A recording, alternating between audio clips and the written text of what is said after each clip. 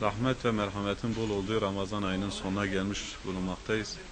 Bu ayda elhamdülillah muhtaç ve mağdur olan ailelerimize elimizden geldiğince yardım etmeye çalıştık. Her ne yardım ettiysek Rabbimiz dergah hizmetine kabul buyursun.